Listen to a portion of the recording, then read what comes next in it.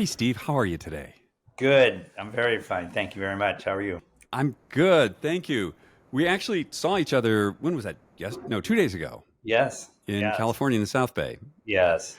I enjoyed our meeting. During our meeting, you explained a lot of things about Katsu and the bands, and that even though I've been using it for a while, I didn't really understand. I'm guessing a lot of other people also have some confusion. Chris. And Yes. Yes. so, because there's an immense amount of information out there, and it can be difficult to parse it. But let's start with your background, Steve. You're Okay. a competitive swimmer. Yes. I played water polo and was a competitive swimmer in Southern California all my life. As a young kid, high schooler, a collegiate athlete, and then postgraduate, I was competing all over the world. And then you went to Japan and you discovered Katsu. So Correct. tell me, how did that happen? So after graduation, I moved to Hawaii. I was working in the mayor's office. The Japanese were buying a lot of property in Japan, in Hawaii, in California, New York, etc. I decided to move to Japan. I worked for a large company, Hitachi. I learned how to read and write Japanese, and dial forward 10 years. My old high school coach was then the national team coach of the US team. And he invited me because I knew swimming, I knew Japanese. He invited me to uh, attend or be a participant of the U.S. national team at the World Swimming Championships. And it was there at that time when I saw Kaatsu for the first time. I was introduced to Dr. Sato, the inventor of Kaatsu, and I was immediately enthralled by it. And I asked him, I said, Dr. Sato, how do I learn about Kaatsu, this wonderful thing? He said, you are the exact person I've been looking for. He doesn't speak Japanese. He doesn't travel outside of Japan. And I said, well, I speak Japanese and I travel outside of Japan. In fact, I live outside of Japan. He is great. I will teach you. And that teaching process, that mentorship took 13 years. At the end of 13 years, Dr. Sato said, okay, Steve, I think you understand much of Katsu, and please go out and introduce it to the world.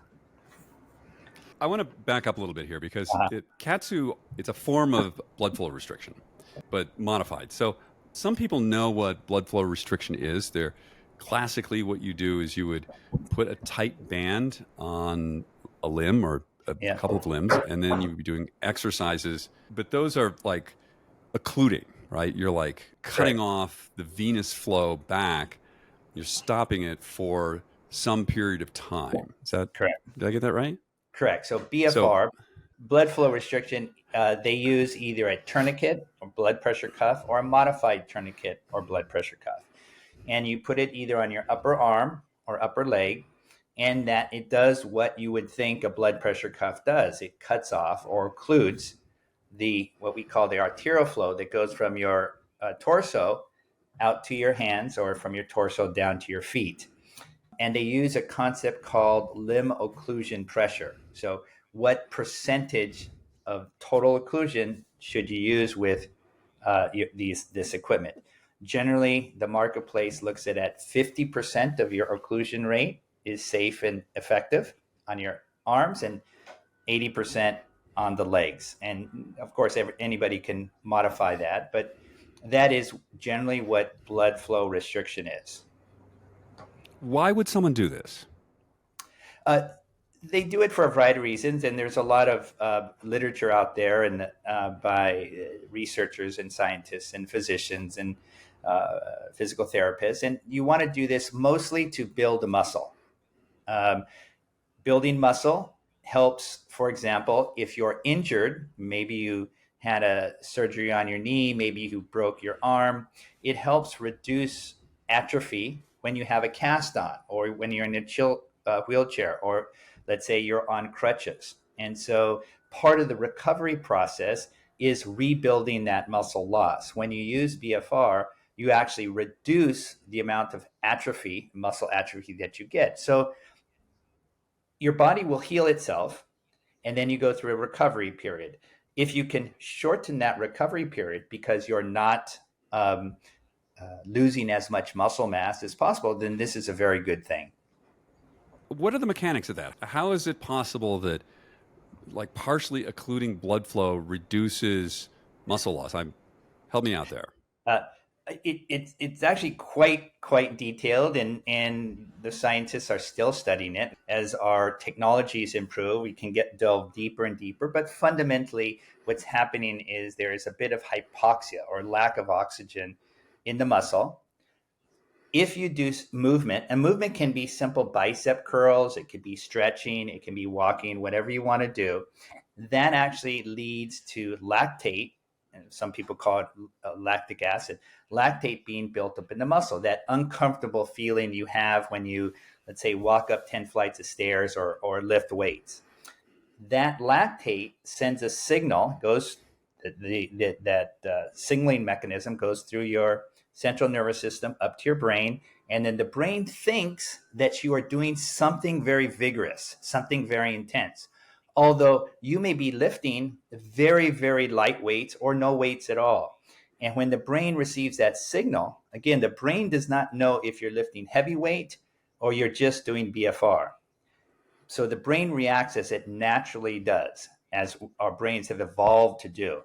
And it feels this discomfort in the working muscle, and then it secretes or produces growth hormone amongst other metabolites. Those growth hormones flow through our vascular system, and then when it gets to the working muscle, as it normally would do without BFR, when it gets to the working muscle, then each cell has a receptor, and that hormone actually enables that muscle tissue or that muscle fiber to get stronger or bigger.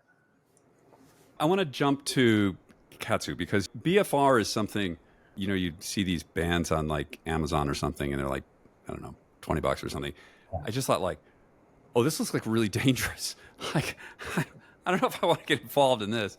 And I think I became aware of Kaatsu maybe like 3 years ago, and somebody somewhere was talking about it, and then I saw somebody in the gym with these things, and then we have a mutual friend who was using them because she had a hip problem, and she was saying like without exercising she actually gained muscle mass, and so that's when you and I started talking about this. Yeah. And so I've had these now for I don't know about 6 months or so, because Kaatsu is quite a different thing from these BFR bands. Correct. So BFR, as its name indicates, blood flow restriction, restricts the blood going into the arm and out of the arm through tourniquets or modified blood pressure cuffs. That is what the machine, that is what the equipment is designed to do, and it does it very well. Kaatsu, on the other hand, was never meant and does not occlude the blood flow from the chest out to your hands or out to your legs. Kaatsu was tested and created by a Dr. Sato in Japan, but it was also tested by a fairly big team of cardiologists at the University of Tokyo Hospital. There, they understand that if they put some kind of tourniquet or blood pressure cuff in the hands of consumers, they're going to have something untoward happening. So it was never their intention to occlude or impede the arterial flow into the limbs. What they did was create a special band, and I have it here, and it's quite narrow, much more narrow than a blood pressure cuff, and it goes around the upper arm as I have an upper leg. Now, this band took many years to develop because the band is an oval shape when it's inflated, and the pressure on the artery is just along this ridge. What that allows is for the blood to go normally into the hand or the feet, and to the lower extremity. And when this band is inflated, the band actually slows down the venous return or the blood coming back from the hands or feet. That's all that the equipment is intended to do. Now, the effect of that is, let's see, if I do this, you can see this is the normal color of my hand, and this is the Kaatsu color of my hand. So you can see how it's a little more pink. Yeah. It's a little more pink. What's happening is when the band is on my arm, blood is going into my arm normally and is slowed down every 30 seconds, slightly. That slight slowing down or modification of the blood flow coming back to the arm forces the blood into the very small capillaries of your hands, forearms, and upper arms, or your legs. And that is what it's meant to do, because the Japanese found when you engorge the limbs in blood and you do slight movement, this is the most effective way to trigger those signals up to the brain and then release a variety of hormones. So that was the course of their study over several decades. And so that is why and how the bands are designed the way they are and how the equipment works. It's only meant to engorge the limb in blood temporarily and gently in order for the body to respond naturally. You've used the word gently, and we also talked about lactate. So to me, these are two very different things. I experience lactate under vigorous exercise where it's just like my muscle hurts and I have to stop. Yes. What you're talking about is something, help me to understand this. Yes. So almost everything with Kaatsu is non-intuitive. What we learned in the past, or what we know from sports science, from athletics, from performance, is in this bucket. And what I learned from the Japanese and Dr. Sato is in this bucket. They're two different things. So it is absolutely natural for you to go, it doesn't make sense. How can something be natural, but then produce the hormones, produce the natural mechanisms in the body that we all equate, rightly so, with vigorous exercise? And it's simply because, and this was the beauty and the simplicity of Kaatsu, in that when the blood is engorged in the vascular tissue, and we have to understand that sports science often looks at athlete's heart. What is your resting heartbeat? What is your cardiovascular system? What is your VO2 max? What is your running speed, lifting capabilities, etc.? But in reality, when we look at our vascular tissue, and our vascular tissue are arteries, veins, and capillaries, when we take those three things, the arteries, veins, and capillaries, and line them up end to end, they circle the earth 2 times for every human on the planet. That is how much vascular tissue we have. So it's a major component of every human on this planet.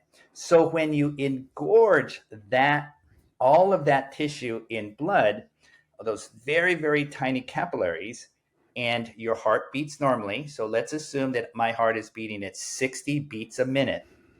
60 beats a minute, it's going dun, dun, dun, dun, dun, dun.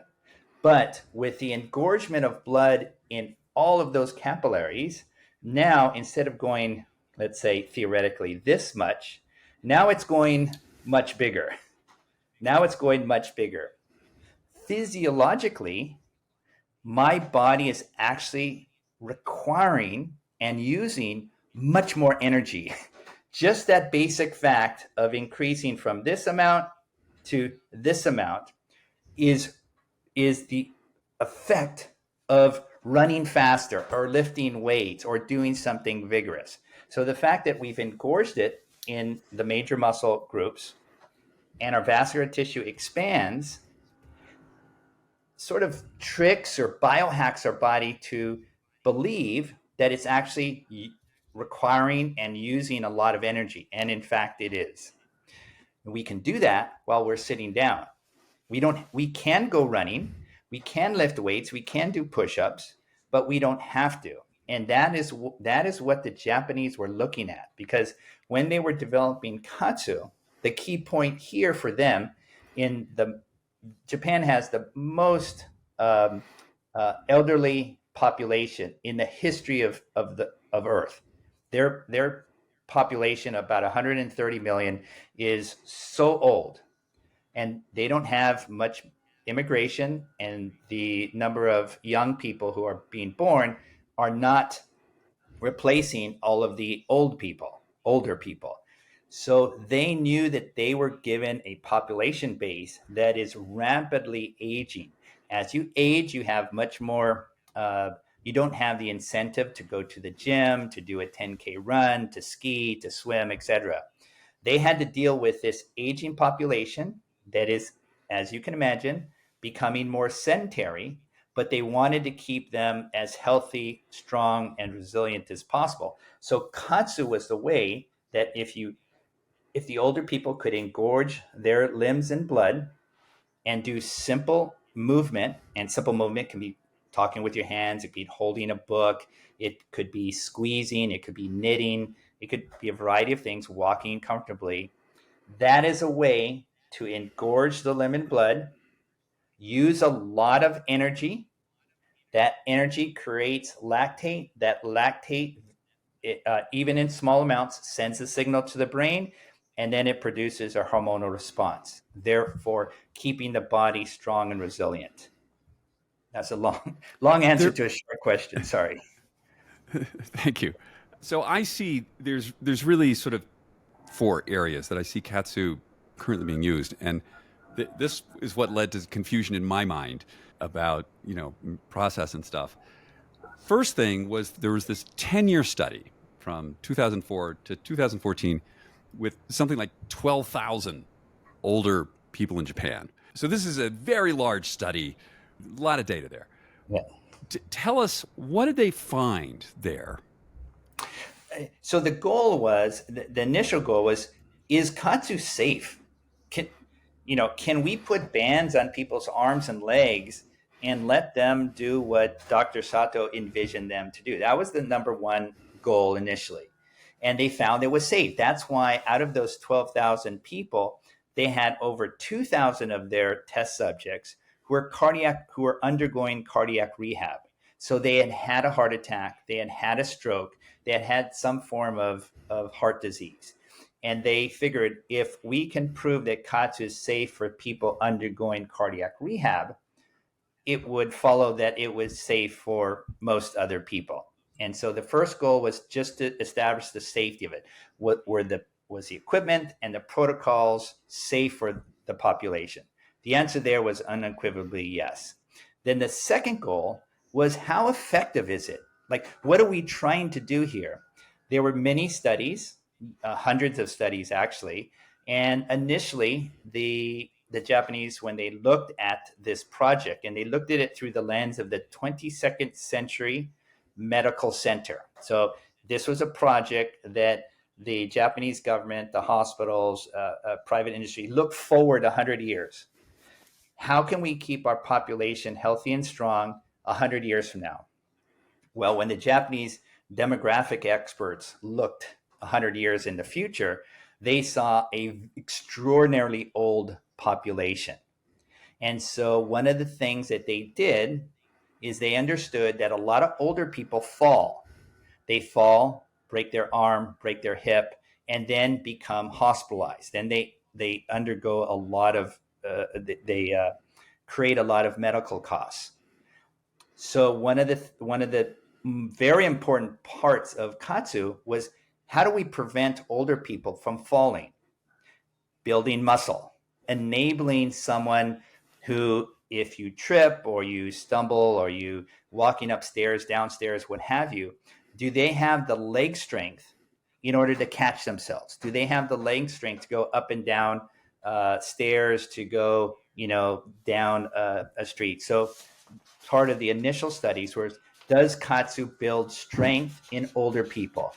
And there was another unequivocal yes, in that they were testing people between, most of the people who were cardiac rehab, obviously, were over 50. And so they were taking groups anywhere from 10 to 20 people, having a control group, having an experimental group. One group uses Kaatsu, one group doesn't use Kaatsu, doing the same movements, try to control the factors. And then they came up with the fact that, wow, the people who are doing Kaatsu have significantly higher growth hormone levels, have significantly higher adrenaline, beta endorphins, and a variety of other molecules as a result of Kaatsu. And that is leading up to building up of muscle strength. They had another group of tests where they found that it actually increased the blood circulation. And for those people with neuropathy, If you have neuropathy and you can't feel your feet, then it's very easy to fall. So as this 10-year project went on, they were looking first at safety, then the efficacy. Could it build muscle? Could it make people stronger, more resilient? Was it improving blood circulation? And those were all yes, yes, yes. Okay. So now we have the use case is older, possibly elderly people, decreasing their likelihood of sarcopenia, and their cardiovascular systems are becoming more robust because the heart is having to work harder, even though they're not doing much, and the capillaries are becoming more flexible. Did I get that right? Yeah, their heart is having to work less hard, and their capillaries are becoming more flexible. So a lot of people, right. So a lot of people, for example, after it doesn't happen overnight. After, let's say, 3 to 6 to 9 months, then their resting heart rate comes down, and a variety of other things. They're able to, walk up 2 flights of stairs without getting out of breath. These are the sort of practical things that the research was looking to prove, to test and prove. So now I'm going to go to one of the other use cases that I've seen on this, which is the other extreme, athletic performance. So these are people like the U.S. ski team or first responders, or Peter Attia uses these and Ben Greenfield does, and they're doing hard stuff. And I've done hard stuff with Kaatsu bands on. It's not comfortable. Yes, it's not. So what's the benefit to somebody who's, because now we're on the other end of the spectrum, right? So yes. We have somebody who's a highly trained athlete, and they want to use these for purposes of increasing athletic performance, hypertrophy, something like that. How is that working? Okay, so let's take hypertrophy for example. Let's take just an athlete who wants to get stronger. It could be a college football player who wants to enter the NFL Combine, become a professional football player. It could be a high school student who wants to play in Division I basketball. It could be a track athlete who simply wants to get faster or run further faster. So in all of those cases, when you use the bands on either your arms or your legs, you can actually lift less heavy with the same results. So what does that do? That significantly reduces the likelihood of injury.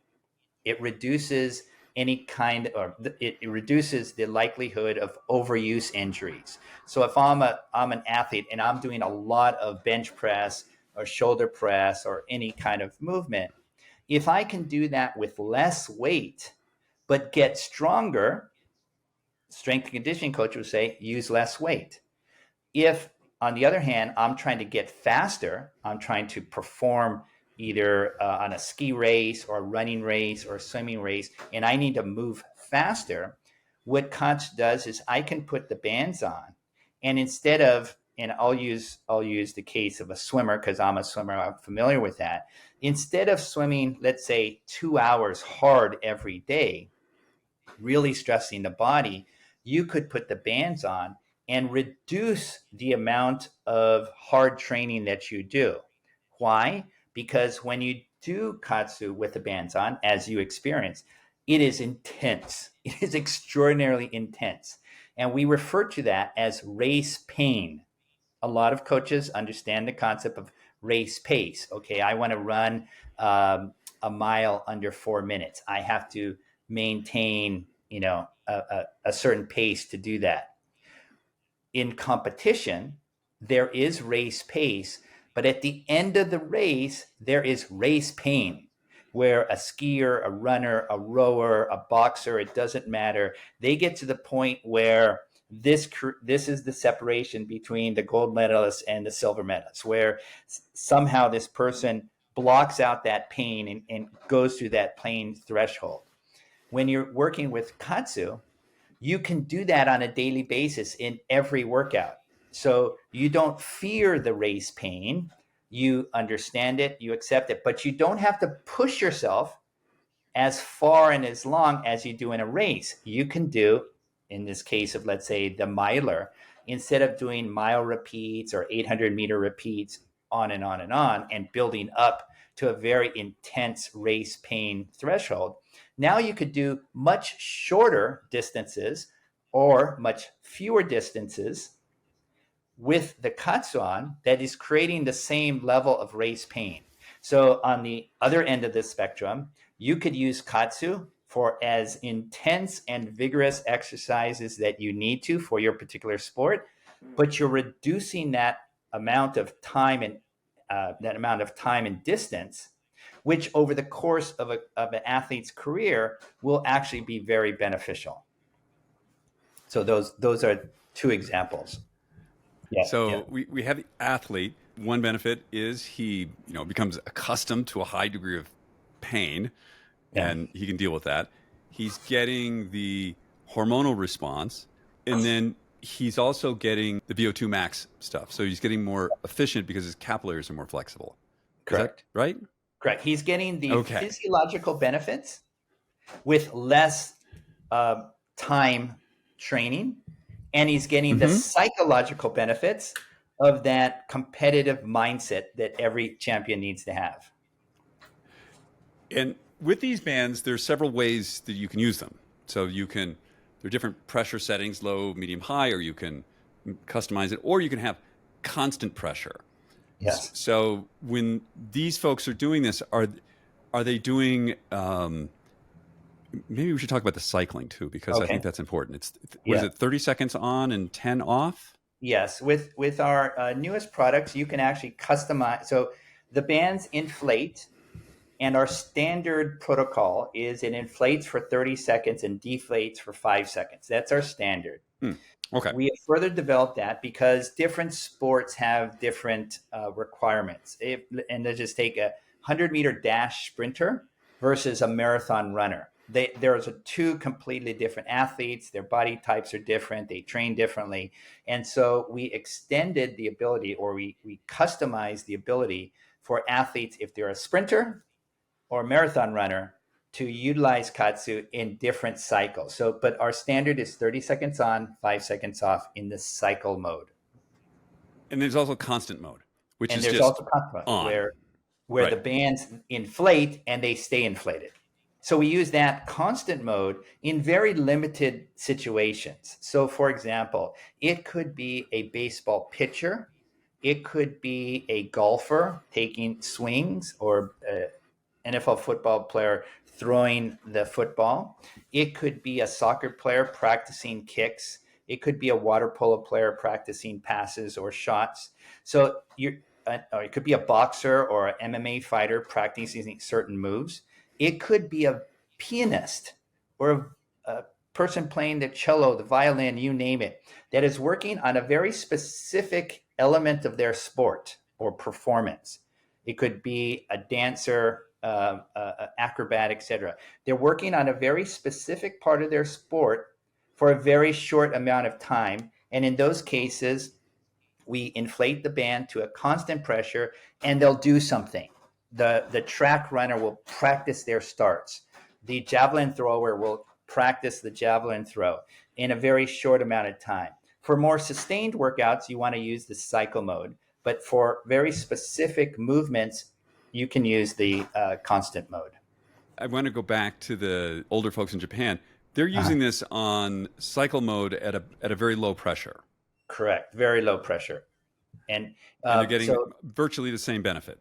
Actually, what they're doing is they're actually getting a better benefit because as you age, you're just producing less. You're producing less everything from adrenaline, testosterone, estrogen, you name it. And so what we found, again, which was non-intuitive, was you put the pressure lower, you put what we call time under tension, you put the length of time that you're doing this cycle more, and you're getting a greater hormonal response. That's what we have found, which it didn't make sense until we looked at the data, we looked at the science and go, oh, that is the case. That is what we're doing. So, and that felt perfectly in line with the original premise was, how do we keep older people, how do we keep an aging population as healthy as possible? And so when we were saying, hey, this is gentle, it's convenient, and it's easy to do, those three things to the ears of someone who's 70, 80, and 90 are sweet. They're perfect. Convenient, easy to use, and gentle. Sign me up was the response in Japan. Because we're talking about like non-intuitive, and I find everything about this to be just contrary to my thinking. Yeah. The tests on the blood flow in the foreheads of Yeah. women. Tell us a Yeah. little bit about, because this blows my mind. Yeah. So there were two applications that really started to blossom in Japan, and one was what we called Kaatsu walking, where people would just put the bands on and just go for an afternoon walk, an evening stroll, and they were seeing great benefits. I'm stronger. My legs I can see the musculature on my legs. For a man who's 80 years old or a man who's 50 years old, this is remarkable. The second boom that we had in Japan, again, the cardiologist, Dr. Sato, that wasn't their focus, but that's what the consumers saw, was what we called Kaatsu beauty. And that was bands being used on the arms. And it doesn't matter where you go in the world, but skin beauty is quite prized. And we were seeing all of these studios open up that was focused on Kaatsu beauty for women. And the practitioners there, the Kaatsu specialists there, didn't care what the science was.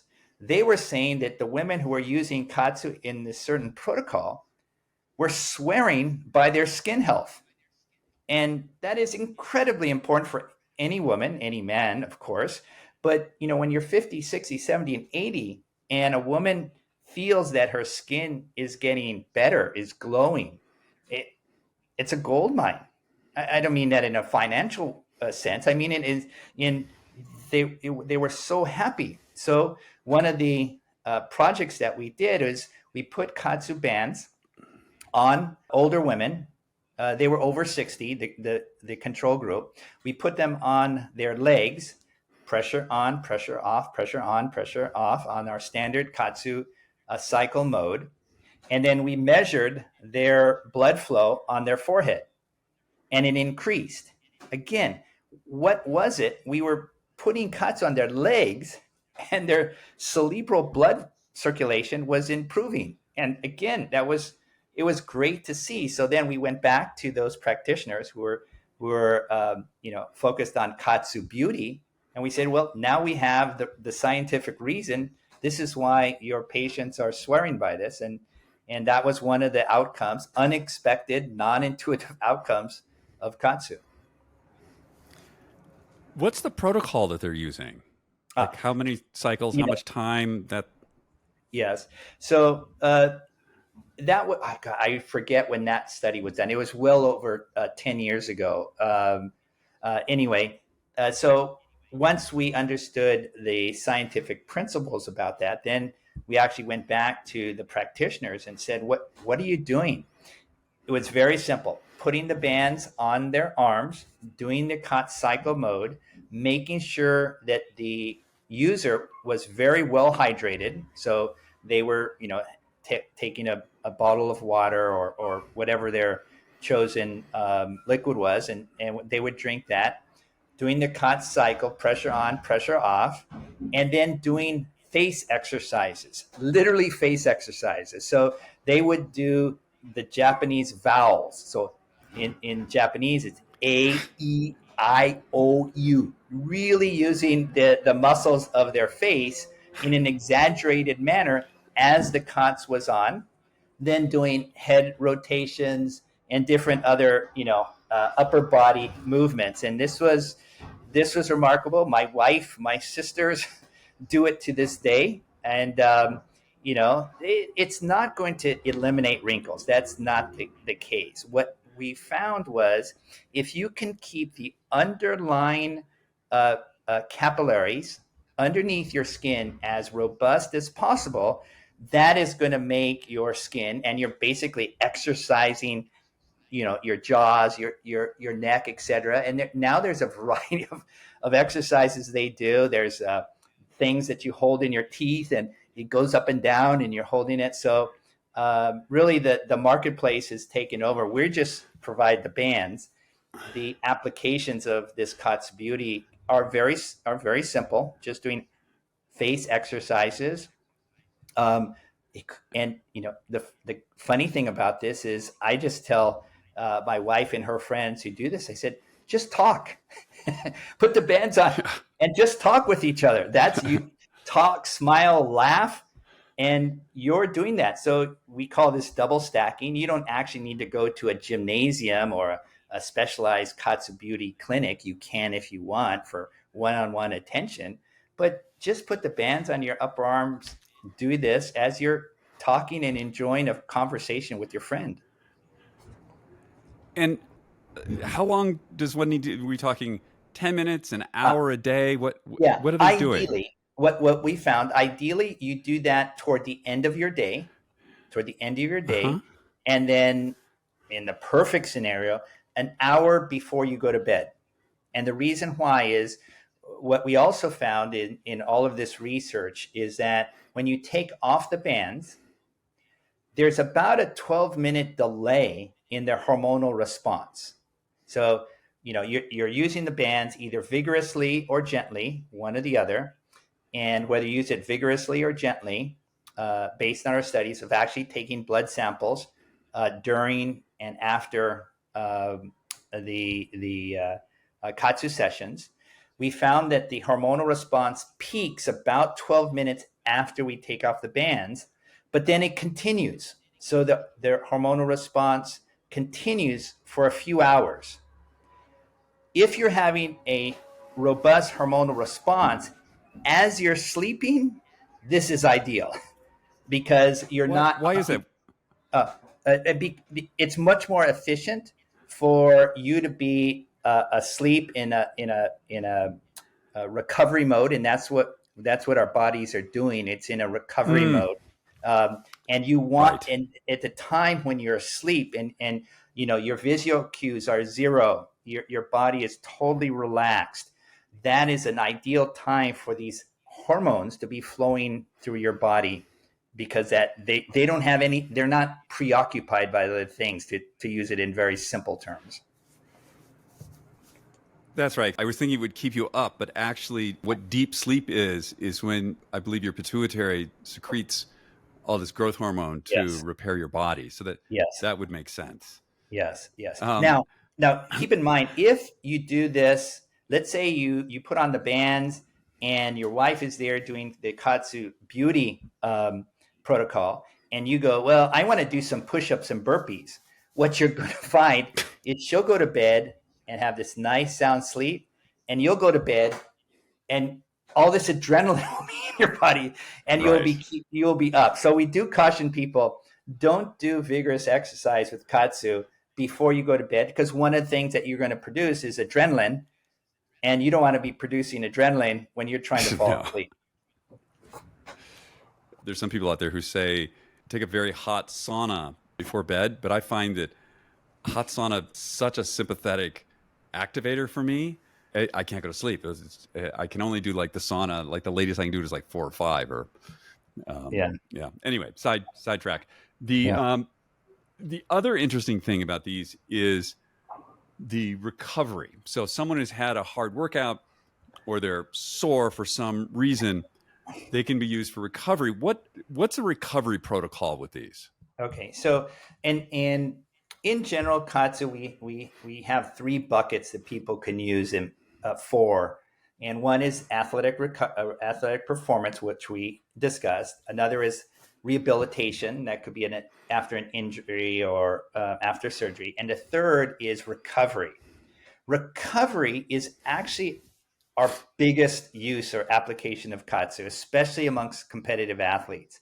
It could be a college athlete, a professional athlete, Olympic athlete. It could just be someone who's a weekend warrior and they just went for a long hike over the weekend. And so what we do here is we put the bands on, sit down, no need, or sit down or lie down, whichever you prefer.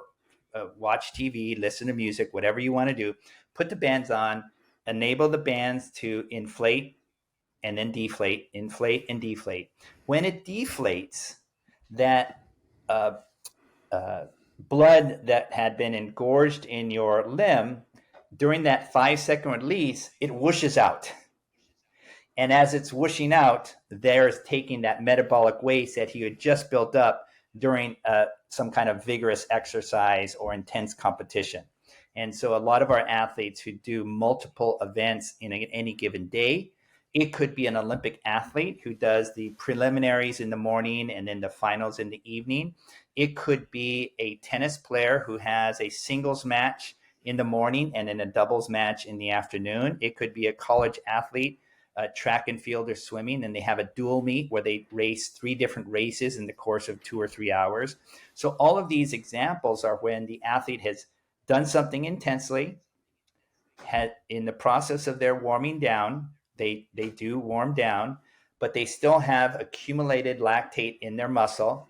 They put the Kaatsu bands on, 30 seconds on, 5 seconds off. And during those 5 seconds off, the metabolic waste, because the bands essentially act as a slight dam. When the dam is opened, the flush goes away and they're able to reduce the amount of lactate in their muscle very effectively. And in this case, Steve, it would be limb specific. So, for instance, if your legs are sore from something, you wouldn't put them on your arms. You would put them on your legs because you want Correct. that release of the dam in the limb that we're talking about. Correct. And the good thing about a lot of these athletes are they're actually slightly more sore on one side or the other. It could be a tennis player or a pitcher, baseball pitcher. They're using if they're right-handed, they're using their right side more than their left side. And so with the Kaatsu product, you can actually put on our newest B2 product, you can put a higher pressure on the limb that you use the most. If you put a higher pressure, the engorgement is greater, and therefore when you release, the whoosh is faster. And you're also going to be getting the growth hormone response during Yes, this, naturally. right? And the growth hormone is, right. Yes. And that's something where you have some kind of micro trauma in your muscle fibers. And that's literally a hormone that can go and help repair that micro trauma. So it could be it could be a power lifter. It could be a bobsledder. It could be a rugby player who's actually stressed their muscles so much, they have what the equivalent does of muscle soreness. And you want to repair that muscle soreness, which are little micro trauma in the muscle fibers, as quickly as possible to go to the next game or to get to the next workout in as high as readiness as possible. I find this fascinating. How we're going from competitive rugby player to elderly people in Japan, and it's the same device and it's used pretty much the same way, and you're getting this variety of benefits. I don't want this to sound like a Kaatsu commercial, but it's this is actually what bothered me about when I first got them. It was like, I don't understand how all this can be true at the same time. Yeah, and that's our problem as a company, trying to educate the public and users how varied it can be used. And we see it all the time. When someone buys our product because they tore a muscle or broke a bone, they're using it for that. Then they get on the field to play, and let's say they don't use the equipment because they associate rehabilitation with Kaatsu. And then they might hear, oh, my teammate uses it too, but she isn't hurt. Why is she using it that way? And then that's where we have to go back. So when a product like this, its underlying principles and protocols are all the same. The underlying human physiology, anatomy, mechanisms are all the same, but the applications are slightly different. And that's why we have different pressures, different modes. And it's that teaching of those modes and those pressures that has been challenging to us. And that's why when we have a new user, it takes time for that information to be taught and to be understood. And I just want to touch on the pressure thing. So this is something that I found really interesting in our conversation, how you pointed out that the amount of benefit from going from low pressure to high pressure is quite small. It's the low pressure is where you're getting the vast majority of the benefit from. Correct. So what we mean there is when the bands inflate. Let's say the inflation for a maximum at high is 100, and let's say the inflation rate for the low is 80 and medium is 90. Let's just use those rough figures. When we're doing 80 versus 100, from our capillary perspective, there's not that much difference. There's not that much difference. Now, there is difference if you're doing movement. So if you're my 88-year-old father, he does it while he's reading the newspaper. He does it while he's watching, the LA Dodgers or Los Angeles Chargers. And so that's when he does it. He uses the same gentle pressure, low pressure, medium pressure, high pressure as Dr. Peter Attia does, or Ben Greenfield, or any of our NFL users or Major League Baseball users do it. Except when they're doing it, they could be doing something much more vigorous. So my father is sitting there using the same pressure, same equipment, same protocols, sitting on his couch watching TV because he's 88 years old and he doesn't want to go to 24-hour fitness. But then you have an NFL player, an Olympic athlete, using the exact same equipment, exact same pressure, exact same protocols, but their movement is different. They're moving faster, they're jumping higher, they're running further.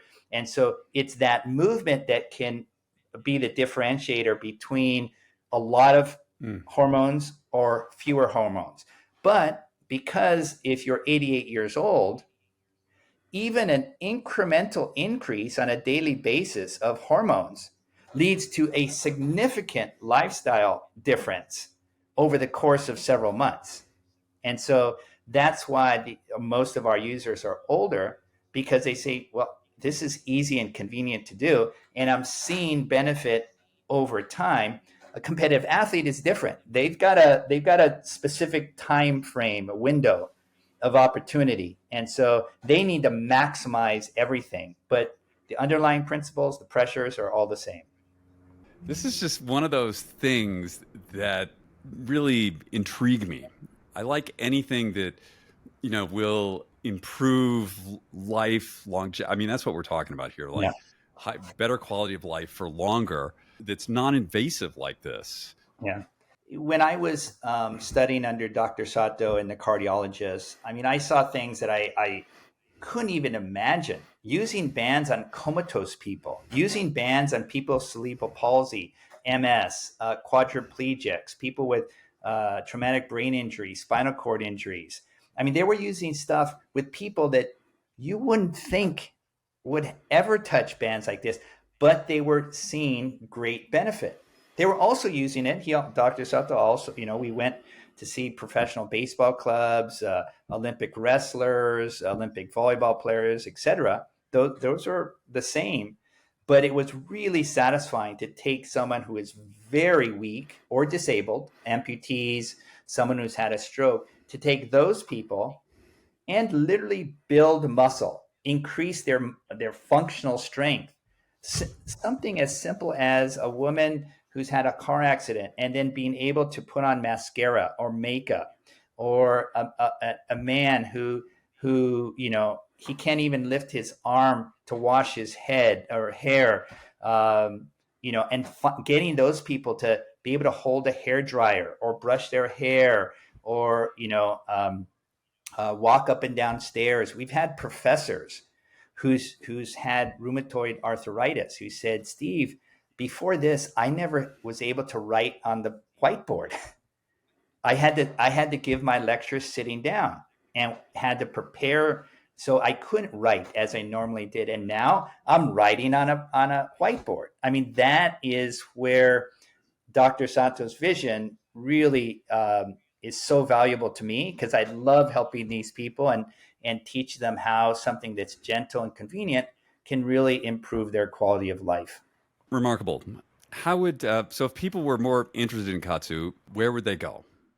There's two things you could do. One, you could just go to our website, which is Kaatsu, Kaatsu. Some people confuse it with katsu, the pork cutlet kind of Japanese dish, but it's kaatsu.com. And many people probably have heard of the Japanese term shiatsu. Shi means hand and atsu means pressure. Katsu, Ka means additional, and Atsu means pressure. So Katsu is that word simply means additional pressure, which is what the bands are doing. So you can go there, and then we give free webinars twice a week, and people, just listen in. That information is on the website. Super. Steve, thank you so much for your time today. It's a pleasure getting to know you. These bands, I think, are amazing. They're so simple. My Western brain had a lot of trouble wrapping around what went on there. Yeah. And that's why I think when Dr. Sato, when he first met me, and I said, Dr. Sato, is there something I could read and study as you teach me? And he shook his head, and I was like, what? He doesn't have, and I said, why? He goes, oh, it's all up here. So I had to take what he had developed in Japanese and translate it to English. But there was so much there that even now, I must admit, we have a lot of information, and sometimes it's not intuitive. And so if anybody has any questions, they could write us, they could look at our webinars, and hopefully I can share something of benefit to people out there. Steve, thanks so much. Appreciate having you on today. Okay, bye.